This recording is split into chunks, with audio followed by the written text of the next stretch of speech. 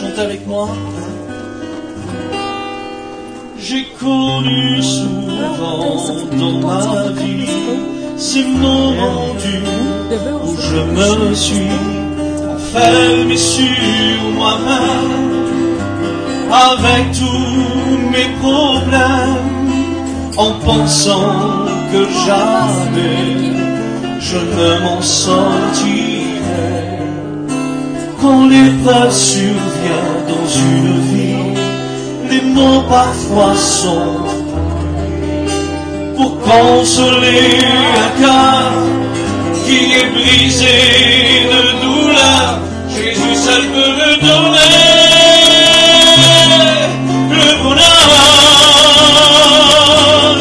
Il est l'amour, dites-le, ce parfait amour, celui qui dure toujours sans rien demander en retour. Jésus est lui-même l'amour, il est l'espoir, la lumière qui éclaire. Rien n'est trop grand pour lui, tes problèmes, ta maladie, la solution se trouve en lui. J'ai connu souvent dans ma vie des moments durs où je me suis enfermé sur moi-même avec tous mes problèmes, en pensant que jamais je ne m'en sortirai. Quand l'épreuve survient dans une vie, les mots parfois sont trop petits pour consoler un cœur qui est brisé de douleur. Jésus seul peut me donner le bonheur.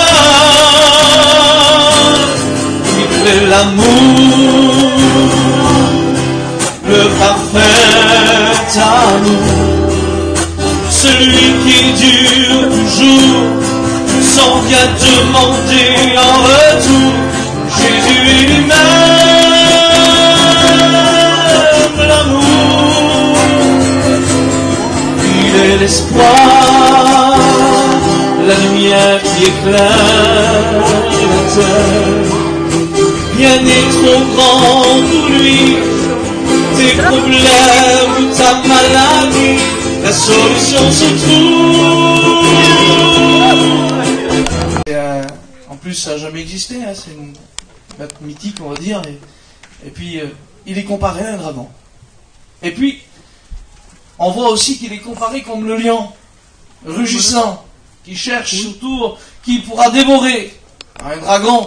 Et puis un lion, bon, ça ferait déjà un petit peu aussi de panique sur la plage, je pense, mais moins qu'un dragon.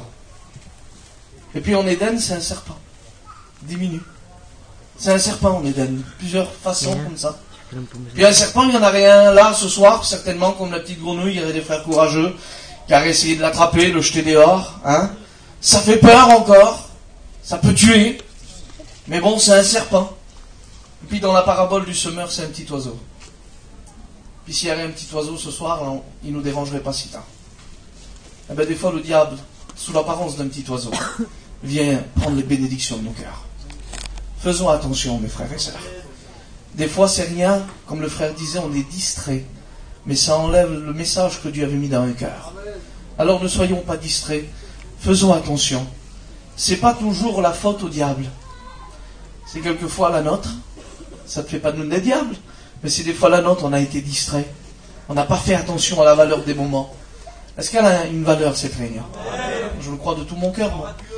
Alors ce qu'on va faire, on va chanter encore un cantique ou deux, hein, et puis on va laisser la place à la bonne parole de Dieu. Amen. Et on va être bénis en plus. De notre louange, chantez-le. La cité de notre Dieu est le lieu saint. La joie est dans nos cœurs. Alléluia.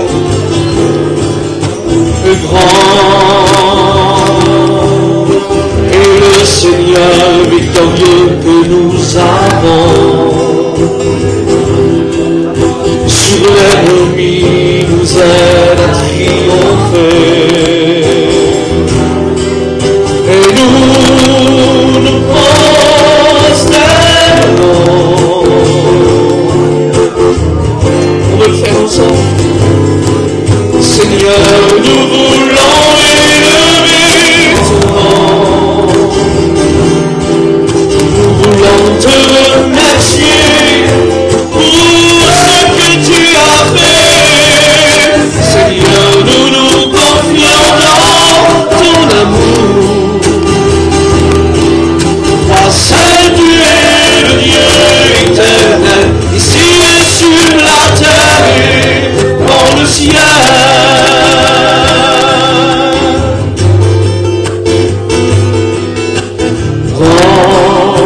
Chantons les chrétiens et le Seigneur guide notre gloire à Jésus, la cité de notre Dieu. Oui, Seigneur, la joie est dans nos cœurs.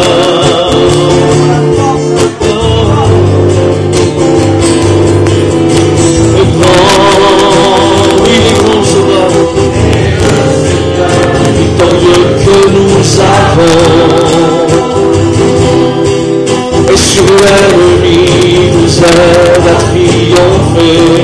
Ce qu'on veut faire ce soir, et nous nous prosternons.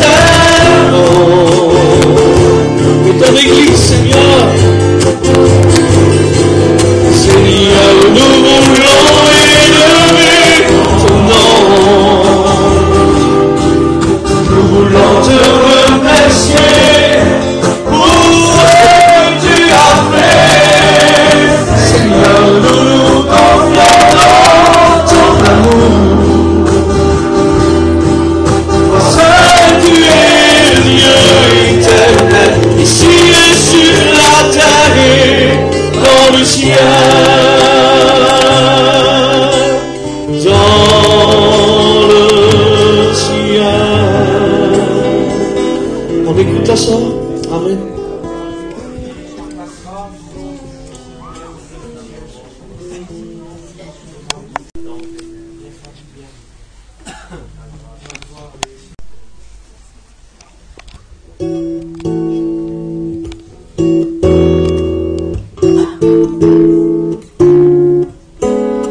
Il a sa main sur mon épaule quand j'ai besoin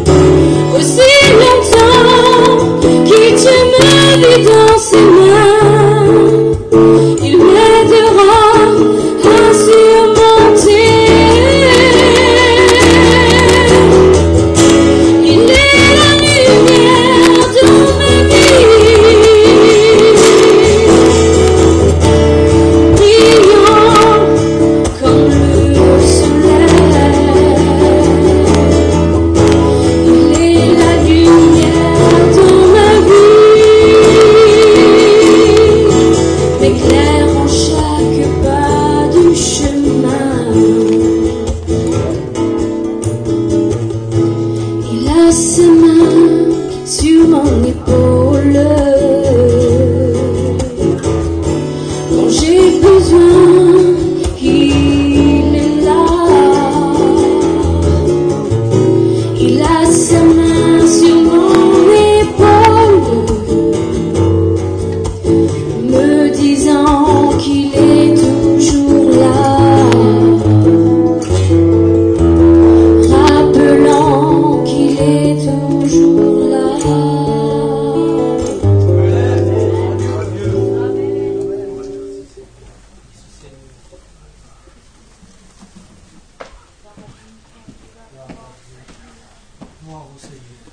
Gloire à Dieu. Gloire à Dieu. J'ai écouté le cantique que chantait le frère.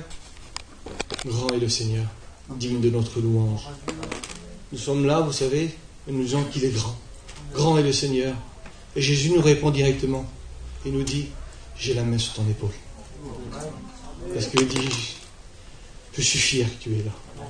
C'est la réunion de prière. Je suis fier que tu es venu pour m'adresser ces louanges, pour m'adresser tout l'amour à Dieu. J'aurais voulu dire douce là, vous me présente devant le Seigneur. Amen. Parce que nous savons ta bonne présence, Seigneur Dieu. Nous savons que tu es là pour bénir, Seigneur. Et Seigneur, je te présente Terre, parole divine. Sois un canal de bénédiction, Seigneur Dieu. Seigneur, que sa bouche soit ta bouche, Père éternel. Parle au travers de lui, mon Dieu. Et à toi la gloire, Père. Amen. Gloire à Dieu. Amen. Elle est bonne la présence de Dieu. Amen. On va lire un texte ensemble, vous savez. Ça se trouve dans Job 33, au verset 14. Le cantique nous dit qu'il a la main sur son épaule, mais pourquoi? Dieu est rempli d'amour, Dieu est rempli de compassion. Et le texte nous dit ça simplement. Dieu parle, cependant, tantôt d'une manière et tantôt d'une autre. On va nous dire tout simplement, il a un message particulier à te donner. Un message aux serviteurs, aux chrétiens, aux chrétiennes. Et pas le même message. Parce qu'on ne peut pas porter le poids de notre frère. C'est pas possible. Un message moins lourd pour certains et plus lourd pour d'autres. Mais un message particulier. Et le texte, il continue. Mais il dit, on n'y prend point garde. Alors le texte, il continue encore et il dit, il nous parle par des songes, par des visions. On peut même rajouter par des rêves. Il nous parle par des prophéties. Puis il nous parle surtout par sa parole. Tout simplement pour parler à ton cœur. Il a besoin de parler à ton cœur. Il a besoin que tu rouvres ton cœur et lui déverser son amour dans ton cœur. Pourquoi? Alors le texte, il continue encore. Verset 14, il parle cependant tantôt d'une manière. Et le texte plus bas, il dit, il veut donner simplement des avertissements à son peuple. Des avertissements à ses enfants. Il le dit tout simplement afin de le détourner du mal. Voilà, Dieu parle cependant tantôt d'une manière, il veut parler au cœur, il veut leur dire tout simplement de se détourner du mal. Se détourner, on va dire, Seigneur, afin de le redresser, de remettre sur la voie. Il n'est pas parti, mais il ne voudrait pas que ses enfants se vaillent vers le mal. Alors il veut les détourner. Que des fois, on est peut-être dévié, on s'éloigne un petit peu des choses de Dieu. Pourquoi? Le frère nous l'a dit tout à l'heure, de ce monde, tout ce qui brille. Tout ce qui brille nous attire. Et des fois, notre inquiétude nous éloigne, nous détourne des choses de Dieu. Et des fois, on regarde à notre intérêt. À notre intérêt, on prend de la négligence pour les choses de Dieu. Mais Dieu parle encore cependant, tantôt d'une manière et tantôt d'une autre. Pourquoi? Parce que Dieu a un plan particulier à nous donner. Un plan pour chacun d'entre nous. Comme une mission particulière, comme un ordre de mission, une bénédiction pour chacun d'entre nous. Mais Dieu a un plan pour nous. Mais le diable aussi a un plan. Un plan avec toutes ses ruses. Puis le plan qu'il a le diable, c'est de nous détourner de l'œuvre de Dieu. Détourner de l'amour de Dieu. Et on regarde dans l'évangile, c'était le rôle qu'il a fait le diable. Il voulait détourner de Jésus du plan que Dieu lui avait donné. Tout simplement, le détourner de tout l'amour qu'il voulait déverser dans nos cœurs. Seigneur. Mais Dieu est resté fidèle. Amen. Dieu a suivi le plan de son Père. Amen. Pourquoi? Pour nous prouver tout l'amour qu'il avait pour nous. Mais nous, pour pas que ce sacrifice soit vain. Vous savez, Jésus nous a donné un ordre de mission, lui, pour pour faire comme son Père. Et l'ordre de mission qu'il nous a donné, c'est ça, tout simplement. Regardez. Dieu parle cependant tantôt d'une manière, tantôt d'une autre, afin de détourner l'homme du mal. Pour que nous, on réalise quelque chose. Il voudrait nous redresser, nous remettre sur la voie. Pourquoi? Et son sacrifice, il a été grand. Et c'est ce qu'il nous propose à nous, ce qu'il nous dit à chaque personne, il nous dit cela. Ça se trouve dans Jean 16, au verset 15. Et il dit à tout homme, allez par tout le monde et prêchez la bonne nouvelle. Prêchez que guerrier. Prêchez que guerrier vivant. Que Seigneur éternel.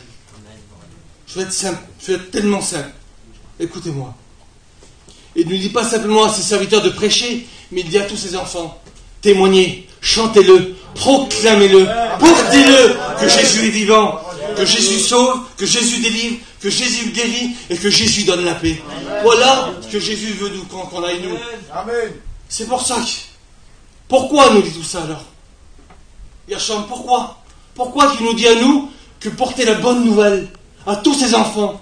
Parce qu'on retrouve un peu plus bas dans le verset 22. Et le verset 22, moi je l'ai lu ce verset-là, on va le lire ensemble. Je ne l'ai pas compris. Je l'ai lu, mais je l'ai compris, mais Dieu m'a donné une explication. Et je vais vous dire l'explication pourquoi. Amen. Pourquoi que le Seigneur veut qu'on apporte la bonne nouvelle.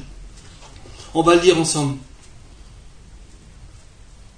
Son âme s'approche de la fosse, et sa vie de messager de la mort. Mais s'il se trouve pour lui un ange intercesseur, un d'entre mille, qui annonce à l'homme la voie qu'il doit suivre, alors Dieu a compassion de lui, et il dit à l'ange, délivre-le, afin qu'il ne descende pas dans la fosse. Il dit, parce que j'ai trouvé une rançon. Alors je regarde là. Dieu nous donne ce message, afin que leur âme à eux ne descende pas dans la fosse. Mais qui c'est qui descend dans la fosse? Mais c'est tous les gens qui nous entourent, tous les gens qui n'appartiennent pas à Dieu. Mais qu'est-ce que c'est une fosse? Alors je regarde dans la parole de Dieu, qu'est-ce que c'est une fosse? Une fosse, c'est une abîme. Une fosse, c'est les profondeurs. Une fosse, c'est le séjour des morts. Une fosse, c'est une vie sans Dieu. Mais une fosse, vous savez, les gens qui n'appartiennent pas à Dieu, ils ne tombent pas comme ça. Une fosse, ils la creusent eux-mêmes. Simplement par leur désir, par leur marche, par leur vision qu'ils emmènent à une destinée. Et leur destinée à ces gens-là qui vivent sans Dieu, ils s'approchent près de cette fosse. Mais ils ne sont pas encore tombés dedans. Ils s'approchent simplement. Parce que ces gens-là sont guidés par aussi une autre personne. Ils sont guidés par une personne qui n'est surtout pas Jésus, qui n'est surtout pas Dieu. Et c'est quelqu'un qui est jaloux de Jésus, qui déteste Dieu. Il veut simplement détourner les gens de la gloire de Dieu. Mais comment nous on voit ça? Comment nous, enfants de Dieu, nous regardons cela? Tous ces gens qui se perdent, tous ces gens qui tombent dans cette fosse, on regarde comment? Quels sont nos regards sur nos familles? Quels sont nos regards sur nos enfants? Ou le foyer qui est divisé, la femme qui est chrétienne ou l'homme qui est chrétien? Quels sont nos regards qu'on a, nous? Nous, enfants de Dieu. On a nos regards, on est là, on les voit qui s'approchent de cette fosse, on les voit qui s'éloignent de Dieu, et nos regards, comment on se trouve alors? Moi, je voudrais bien voir. On a nos regards qui sont sans force. On a des regards qui n'ont pas de puissance, sans pouvoir pour faire quelque chose. On a des regards qui sont découragés devant cette tâche peut-être qui est trop grande. Moi, je voudrais bien parler à ma famille, moi, de Dieu. Et quand je veux leur parler, il y a toujours comme un empêchement. Et je vois, Seigneur, cette tâche qui est vraiment trop grande pour moi. J'essaye, mais j'y arrive pas. Alors on se dit tout ça, c'est vrai peut-être, que jamais on y arrivera. Jamais se convertiront et jamais se tourneront vers Dieu. Voilà. Et c'est ce que le diable veut nous faire croire. C'est le rôle de l'ennemi. Il veut le mettre dans ta vie. Premièrement qu'il veut mettre, il veut mettre le doute. Il veut mettre le découragement. Et après, il t'accuse. Et il dit tout simplement, t'es pas capable. T'es pas capable. Voilà ce qu'il veut faire. Et comme je regarde, moi, le diable qui dit t'es pas capable, il me fait penser à Goliath. Goliath, il se retrouve là, lui, devant les enfants de Dieu, devant l'armée d'Israël, devant tous les enfants de Dieu. Il est là. Il a une montagne, il y a les enfants de Dieu, et de l'autre côté, il y a les Philistins. Et là, lui, il jette un défi à les enfants de Dieu. Puis il leur dit tout simplement comme ça. Vous voulez la victoire, mais vous n'êtes pas capable. Vous êtes rangé en bataille contre moi, mais vous n'êtes pas capable. Vous voulez la victoire sur vos familles, sur vos enfants, ou sur votre mari, mais il dit, vous n'êtes pas capable. Alors il dit, vous êtes venu ici à la réunion à la réunion de prière, pour prendre des forces en lui, pour prendre des forces en Dieu, mais il dit, t'es trop faible, t'es pas capable. Ah, tu veux être l'homme de Dieu, ou la femme de Dieu, tu veux que Jésus ait le regard sur toi, qu'il est fier de toi. Mais l'ennemi te dit aussi, tu n'es pas capable. Tu ne donnes pas ta voix. Tu pries même pas dans la réunion de prière. Est-ce que l'ennemi veut te faire croire? L'ennemi veut mettre cette pensée que tu n'es pas capable. Tout simplement, il jette un défi à l'armée d'Israël. Il jette un défi aux enfants de Dieu. Il lui dit, si seulement s'il trouve un homme qui vient combattre contre moi. Un homme combattre contre Goliath. Je ne me bats pas contre Goliath. Je ne suis pas fou. Il fait plus de 3 mètres. Et moi, je me bats contre Goliath. Tu te bats contre Goliath, toi. Je ne me bats pas contre Goliath. Mais Dieu donne la solution. Dieu donne la solution. Dieu donne la solution. Et on trouve plus bas. Toujours dans le même verset. Mais au verset 22. Il dit, mais s'il se trouve un ange. Je ne suis pas un ange, moi. Mais un ange prend une autre signification, vous savez. Un ange veut dire aussi un envoyé. Un ange veut dire un messager. Un messager. Mais pas n'importe quel messager. Pas n'importe quel envoyé. Voyez ce qu'il dit. Au verset 22, il dit, mais s'il se trouve pour lui un ange intercesseur. Un intercesseur, c'est une personne qui se place en faveur de quelqu'un. Un intercesseur, c'est une personne qui plaide pour quelqu'un. Et l'intercesseur, c'est une personne qui se place devant Dieu pour soutenir quelqu'un. Voilà un intercesseur. C'est comme un médiateur. Il se place. Il est devant Dieu, lui. Puis il prie pour ses frères. Il prie pour sa famille. Il prie pour ses enfants. Voilà ce que c'est un intercesseur. Et comme moi je regarde le monde, quand je vois tous les députés du monde, tous ces grands-là, eux aussi c'est des intercesseurs. Mais pour leur gouvernement. Mais non, notre gouvernement, nous, il n'est pas ici-bas sur la terre. Notre gouvernement, il est dans les ciels. Et c'est devant Dieu que nous intercédons. C'est devant le prince des rois que nous intercédons. Oh Dieu éternel. Tégine nous l'a parlé ce matin. Que l'église était là. Ils étaient tous unis dans un même accord. Ils intercédaient pour une chose. Parce que Pierre était en prison. Ils étaient tous ensemble, puis unis dans l'intercession pour prier pour Pierre. Parce que Pierre, c'était fini pour lui. Mais l'église était là et intercédait. Alors je ne sais pas comment ça peut être. Ça se peut qu'il y ait une femme qui était là et qui disait, Seigneur, envoie un ange dans la prison et délivre Pierre. Mais c'est ce qui s'est passé. La prière de juste a une grande efficacité. Un ange vient, un ange délivre Pierre. Et là, il y a le miracle. Le miracle, pourquoi? Parce que l'église était là, l'église intercédait et l'église priait. Mais comment prier alors? On va prier pour notre famille, on va prier dans la louange ce soir. Prier dans l'adoration. Mais on voudrait que le Seigneur écoute nos voix. On ne va pas rester timide, on ne va pas rester calme. On va se placer devant Dieu et être des intercesseurs. Et apporter ce message à nos familles. Pourquoi? Pour pas qu'ils descendent dans cette fosse. Pour pas qu'ils aient cette vie loin de Dieu. Et l'intercesseur, c'est ça. C'est une personne qui se place devant Dieu. Et j'ai parlé avec un garçon. Il me dit, Ted, il dit, écoute-moi. Il dit, ma femme a changé. Ma femme, elle a quelque chose de bizarre. Je dis, qu'est-ce qu'elle a? Il dit, elle a pris. Je dis, ça fait 10 ans qu'elle est chrétienne. Non, mais elle a pris. Je rentre chez moi, elle lit la parole de Dieu. Il dit, quand je regarde un film, on a intercédé pour son mari, parce que son mari n'était pas chrétien. Et là, son mari et moi, il dit, je suis à 15 jours du baptême. Amen. Alors moi, je me suis dit, cette femme-là, elle est vaillante, elle est forte. Mais elle avait gagné une victoire. Mais elle a baissé les bras. Parce que son mari, il avait dit tout simplement, je suis à 15 jours du baptême. Mais ça fait 2 ans qu'il a 15 jours du baptême. Parce qu'elle avait baissé les bras. On croit que la victoire est gagnée vite fait, gagnée d'avance, mais non. C'est jusqu'au bout, jusqu'à la fin, nous devons intercéder. Vous savez, moi je suis là soir, je prêche la parole. Mais pourquoi je suis là pour prêcher la parole? Parce qu'il y avait une personne aussi qui avait intercédé pour moi. Une personne qui est venue me parler de Dieu. Une personne qui est venue insister de l'amour de Dieu. Que l'amour qu'il avait déversé dans mon cœur. Mais peut-être cette personne-là, elle a mis peut-être sa famille à dos. Ses amis à dos. Mais lui, il a insisté. Et à force d'insister, il m'a fait rencontrer Jésus. Et cette personne-là, c'est une personne qui s'est placée devant Dieu, une personne qui a intercédé devant Dieu pour nous montrer le chemin. Alors bien sûr, j'aurais pu aller sur n'importe qui, même là ce soir, vous allez vers qui, vous lui dites « Jésus t'aime, Jésus t'aime ». Oui, je sais que Jésus t'aime. Mais une personne qui se place devant Dieu, qui intercède devant Dieu, le message change. Et tout simplement en disant « Jésus t'aime ». Alors la personne est là, dit « C'est vrai alors, Jésus m'aime ». Parce qu'il se passe quelque chose. Il se passe quelque chose. Comme l'intercesseur se place devant Dieu, il se passe quelque chose. Vous savez, aux écoles bibliques, vous avez expliqué une histoire. Et l'histoire est magnifique. C'était un chrétien qui louait son Seigneur, qui adorait son Seigneur.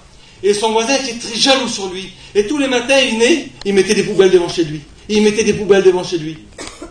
Et lui, il regardait ça, puis il allait dire, mais tant pis, voilà. Mais si c'est moi, je vois ça, je trouve la porte, je dis, ah, tu jettes des poubelles devant chez moi, donne-moi des explications maintenant. C'est vrai.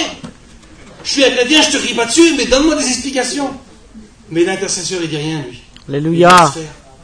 Et au bout d'un moment, lui, il fait pareil. Mais il n'apporte pas des poubelles, il apporte des fleurs. Et comme l'informateur dit, pourquoi tu m'apportes des fleurs? Il dit, je peux apporter ce que j'ai reçu. Ce que j'ai reçu, je peux apporter. Et l'intercesseur peut apporter ce qu'il a reçu. Et ce qu'on a reçu descend du ciel. Ce qu'on a reçu, ça vient de Dieu. Amen. Mais là, Goliath, il est toujours là, lui, en train de crier sur l'armée d'Israël, en train de crier sur les enfants de Dieu. Mais il y a un homme qui est là. Un intercesseur aussi. Un homme, lui, que personne n'aurait misé sur lui. Son père ne misait pas sur lui. Cet homme, c'est David. Ses frères ne misaient pas sur lui. Le roi ne misait pas sur lui. Personne ne misait sur lui. Mais qu'est-ce qu'il y avait, David, lui? C'était un intercesseur. Lui, il possédait quelque chose que ces personnes-là n'avaient pas. Il voyait les choses, lui, que eux, ils ne voyaient pas. Il connaissait une personne que eux, ils ne connaissaient pas. Ils connaissaient Jésus. Vous savez, l'intercesseur voit dans l'invisible, voit les choses que personne ne voit. Je ne voulais pas revenir en arrière, mais ce qu'il avait fait, il y a un frère qui était là, sur la place qu'on vient. L'intercesseur écoute aussi la voix de Dieu. Il avait été chercher un petit frère d'ailleurs, puis il l'avait emmené devant. Mais l'intercesseur se place devant Dieu. Mais pas s'attacher sur des histoires passées. C'est des histoires passées, mais c'est le présent qu'on veut vivre, nous. Le présent en Dieu, chaque jour, est une bénédiction particulière. Et David, lui, il avait Jésus en lui. David était un intercesseur. Alors bien sûr, il a ramassé une pierre, je ne sais pas comment il a dû faire. Il a pris une pierre, la pierre lui dit que c'est Jésus, c'est le fondement de notre vie. Il devait être là, il devait courir, et puis il a terrassé l'ennemi. Pourquoi? Tout simplement parce que l'intercesseur, face à Goliath, face à l'ennemi, face au géant, on le voit tout petit, on le voit pas grand. Face à la difficulté, face à la peur, face à ces obstacles, l'ennemi on le voit pas grand. Vous savez, et on peut dire aussi, et moi je pourrais vous dire aussi, l'intercesseur, on est là où il dit ce soir, unis dans la louange, unis dans la prière. Alors je pourrais vous dire moi, Michel, t'es capable. Doudou, t'es capable.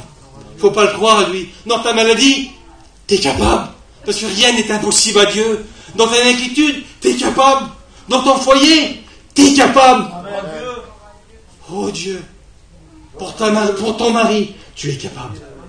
Seigneur, il donne les capacités ce soir. Il donne les capacités. Et il dit, et David, il a ses capacités. Il voit l'ennemi tout petit. Alors, David, c'est ce qu'il fait, lui. Il se met en poids de combat. Et là, il court. Je ne sais pas comment il fait, mais il court dessus. J'allais sûrement courir sur Goliath, moi. Mais lui, il court dessus, puis il dit tout simplement ces mots. Il dit, toi, tu viens avec ta grandeur, on peut dire ça. Mais tu viens avec l'épée, le javelot. Et puis quoi? Et puis la lance. Mais dis-moi, je suis un intercesseur, moi. Amen. Je suis un intercesseur. Et nous sommes là des intercesseurs. Nous venons au nom de qui? C'est au nom de qui, Michel, que tu viens, toi? C'est au nom de Jésus. Au nom de l'Éternel. Et au nom de l'Éternel, il se passe un miracle. Amen. Au nom de l'Éternel, David délivre l'armée des enfants d'Israël. Délivre tous ses frères. Délivre son père. Il y a une délivrance qui se fait. Pourquoi? Un homme, un intercesseur, qui se place devant Dieu. Mais une grande efficacité. Seigneur, quelle beauté, Seigneur. Quelle beauté, Seigneur. Oh Dieu. Et si nous sommes là, Seigneur, comme des intercesseurs devant nos familles, leur montrer la voie qu'ils doivent suivre, afin pourquoi qu'ils ne descendent pas dans cette fosse. Moi, je ne veux pas que ma famille descende dans cette fosse. Il y a la famille aussi qui est ici, moi. Je ne veux pas qu'ils descendent dans cette fosse. Alors, je veux les avertir. Et si je les avertis, et si nous sommes là tous ensemble, unis dans un seul but, de les avertir, afin qu'ils ne descendent pas dans cette fosse. Et Dieu, oui. Et Dieu dit, dans les versets plus bas, dit, je leur montrerai la voie qu'ils doivent suivre. Et là, Seigneur, si on les dirige, on les place. Et là, qu'ils demandent à eux, qu'ils demandent tout simplement à Dieu, Seigneur, je ne veux pas aller dans cette fosse, délivre-moi. Et là, c'est tout simplement, c'est la foi, la repentance et la conversion pour les gens qui nous entourent. Et ce que nous voulons, c'est ça. Et le verset 24, il termine comme ça. Regardez la beauté. Il dit, Dieu a compassion de lui. Pourquoi il dit, j'ai trouvé une rançon. Et la rançon que nous pouvons avoir, c'est Jésus. Amen. C'est Jésus, c'est Jésus, c'est Jésus. Qui nous devons présenter? C'est Jésus. Jésus nous donnait ce message, allez par tout le monde et annoncez la bonne nouvelle, prêchez la bonne nouvelle, témoignez la bonne nouvelle, chantez la bonne nouvelle, que Jésus sauve, que Jésus délivre, que Jésus guérit. Amen. Voilà ce que Jésus nous demande. Mais pourquoi? Alors, si moi je vais à mes frères, leur donner quoi? Je peux rien leur donner. Alors ce soir, je me place devant Dieu. Ce soir, on se place tous devant Dieu, comme des intercesseurs. Et nous nous plaçons devant Dieu, pourquoi? Pour nos familles, pour nos amis. Mais d'abord, Seigneur, on se place devant Dieu pour le louer à lui seul. Lui seul, le vrai Dieu. On va le louer ensemble. On va le glorifier ensemble. Et l'Esprit de Dieu va descendre sur nous. On a besoin que l'Esprit descende de Dieu sur nous. Amen. Je loue ton nom, Seigneur. Que les femmes couvrent leur front. Amen. Je loue ton nom, Seigneur. Je glorifie ton nom, Seigneur. À combien ces mots, c'était mal dit, Seigneur. Mais peu importe, Seigneur. Le message, c'est toi, Seigneur. La vie, c'est toi, Seigneur. Et au jour soir, Seigneur, je veux me placer devant toi, Seigneur, comme un intercesseur, unis ensemble, comme des frères et sœurs, Seigneur, pour te louer. Pourquoi? Pour t'adorer, pour glorifier ton nom, car j'ai besoin de toi dans ma vie, besoin de toi dans mon cœur, mon Jésus. Je loue ton nom, Seigneur. Merci de ta grâce, merci de ton amour. Priez l'Éternel, louez-le de tout votre cœur.